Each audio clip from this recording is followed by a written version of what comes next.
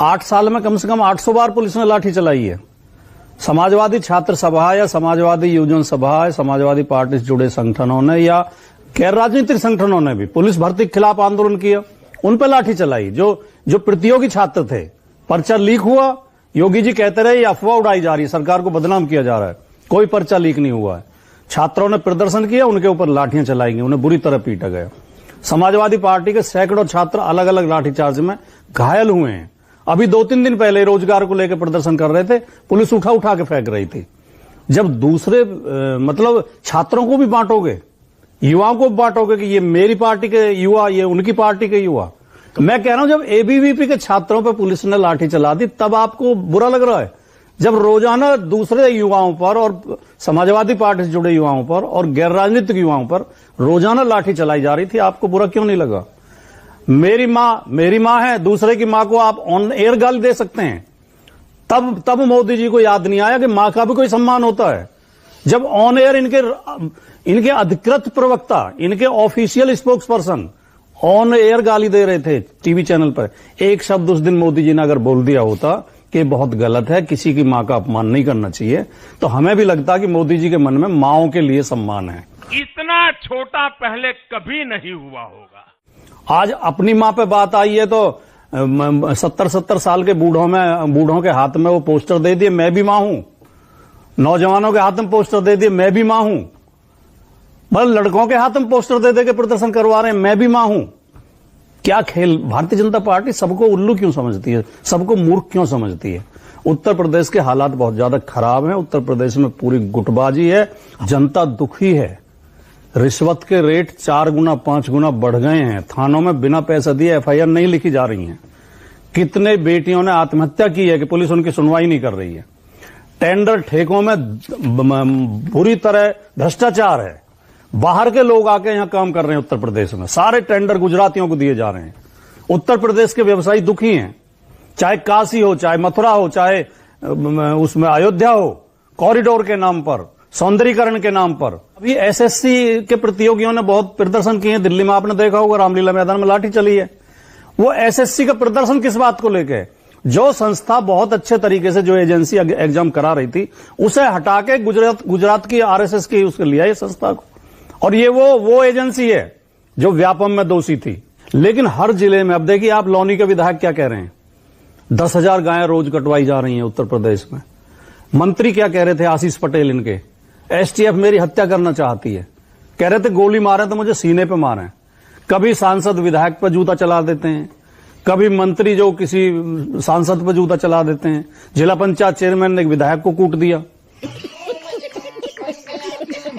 इनमें आपस में बुरी तरह लड़ाई झगड़े हैं, और ये सब लड़ाई झगड़े कमीशन खोरी को लेकर। अच्छा, अखिलेश जी इतना गुस्से में क्यों थे? अखिलेश जी कभी गुस्सा होते नहीं। कल देखिए, इतने स्ट्रॉन्ग में सुशील, इतने मृदुभाषी, इतने, वो तो मुस्कुरा के बात करते हैं। मैं बता रहा हूं आपको, केतकी सिंह ने जो प्रदर्शन किया वो टोंटी लेकर पहुंच गई उनके घर। उसके बाद नहीं, टोंटी का जो उन्होंने आरोप लगाया उसके बाद, बल्कि वो समाजवादी पार्टी की एक नेता थी शायद, वो टोंटी लेकर पहुंच गई थी। तो अखिलेश जी ने कल कहा कि याद रखा जाएगा, छोड़ेंगे नहीं। उल्टी गिनती शुरू है, याद रखेंगे, छोड़ेंगे नहीं। आरएसएस और भारतीय जनता पार्टी की जो मुख्य ट्रेनिंग होती है, जो मुख्य प्रशिक्षण होता है, वो होता है चरित्र हनन करने का। चरित्र हनन कैसे किया जाए, झूठे आरोप कैसे लगाए जाए। बीजेपी के प्रवक्ता आपने भी देखे होंगे शो में बोलते हुए, टीवी पे बोलते हुए, टोटी चोर टोटी चोर। टोटी चोरी का कोई मुकदमा दर्ज है क्या? कोई एफआईआर हुई है? किस आधार पर आप किसी व्यक्ति को टोटी चोर कह सकते हैं? जो व्यक्ति 5 साल पूर्ण बहुमत की सरकार जिसने उत्तर प्रदेश की चलाई हो, जिसने लगभग 20 लाख करोड़ का बजट खर्च किया हो, जिसके पिता 3 बार मुख्यमंत्री रहे हो, देश के रक्षा मंत्री रहे हो, वो 200 रुपए की टोटी चुराएगा? कोई तुक लगती है? कोई तर्कपूर्ण बात है?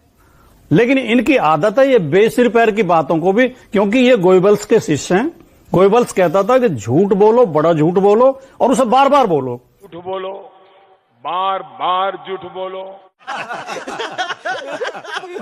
देखिए, टोटी तो अखिलेश जी लेकर आए थे, प्रेस कॉन्फ्रेंस में लेके आए थे। मैं उनके प्रेस कॉन्फ्रेंस की फोटो दिखा रहा हूं। ये अखिलेश जी की प्रेस कॉन्फ्रेंस की फोटो है जिसमें अखिलेश यादव जी अपने दोनों हाथों में टोटी लेकर के आए थे।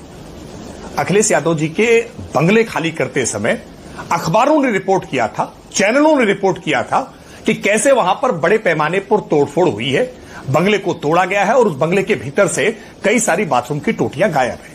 जनता की अदालत में जाते हैं ना, आप भी गए थे जनता की अदालत में।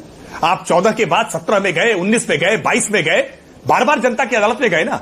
24 के चुनाव के आंशिक सफलता को छोड़ दिया जाए तो लगातार जनता ने आपको निकाय के चुनाव से लेकर पंचायत चुनाव तक और उपचुनाव तक लगातार पराजित किया है। आपने कहा कि एबीवीपी का बीजेपी से कोई लेना देना नहीं है, मतलब क्या बीजेपी के प्रवक्ता के तौर पर आपके इस बयान को मैं आधिकारिक पार्टी का बयान मान लूं कि एबीवीपी से बीजेपी का दूर दूर तक कहीं कोई लेना देना नहीं है, कोई रिश्ता नहीं है?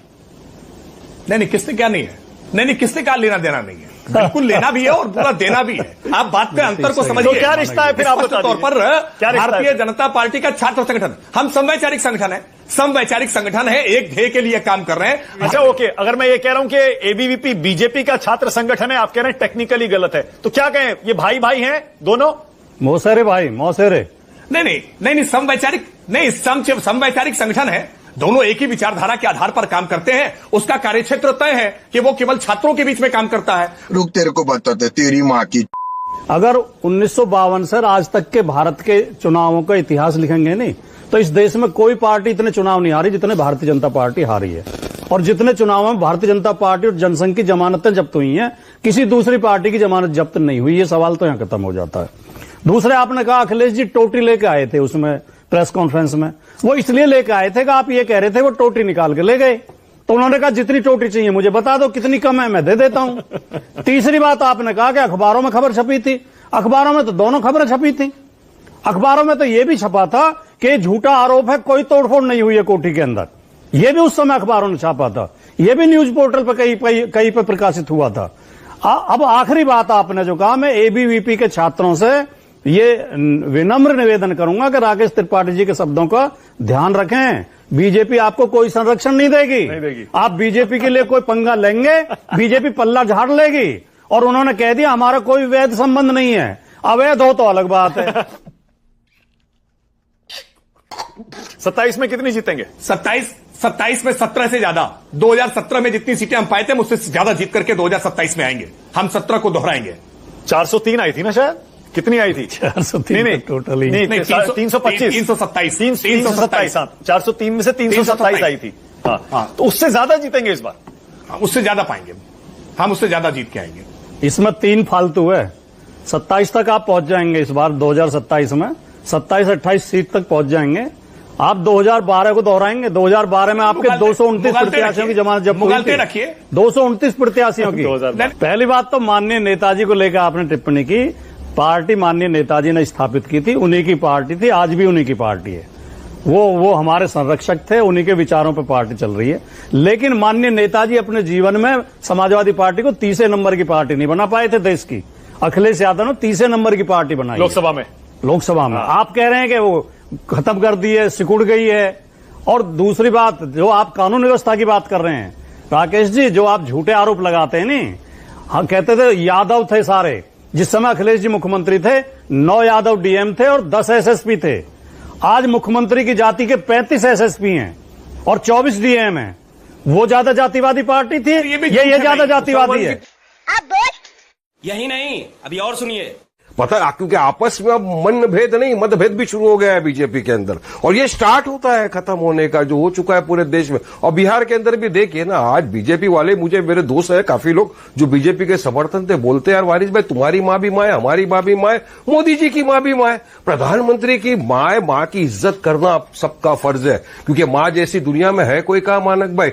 मोदी जी की मां के खिलाफ जिसने अपशब्द इस्तेमाल किए, गाली दी, मैं खुद बोलता हूं उसको सख्त से सख्त सजा। अच्छा ओके, वारिस भाई सुनिए, स्टेज से बोला, वारिस भाई सुनिए, लेकिन वहीं पर मानक भाई 10 सेकंड में मेरी भी मां है। मुझे ये जो लोग, ये बीजेपी के 2-2 रुपए ट्रोल लोग जो मां बहनों की रोज गाली बकते हैं, उनके खिलाफ बीजेपी ने क्या एक्शन लिया? ठीक है, ओके, कोई एक्शन नहीं, कानून क्यों नहीं बनाते?